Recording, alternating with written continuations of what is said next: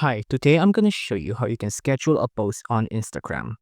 So do note that when you need to do this, the profile you need to have is a professional account, right? So you'll need to sign up for that first. But once you have the personal account, so for example, here I want to do something with a post, right? I'm just going to post like a blank screen like this. I'm just going to leave it like this. I'm going to click on next. Now, once here, you want to scroll down, all the way down to more options here. On more options, you'll see that there's this option here to schedule the post. Turn that on, and then just schedule your post. So I want this post to go up later at 11 p.m. Right? Just click on done, and then that's it. Your post is now scheduled. Now, once the post is done and you posted it, the post won't be published immediately. It'll be published only at this desired time. So it'll be published at 11:20 GMT plus 7. If you like this video, please consider liking and subscribing.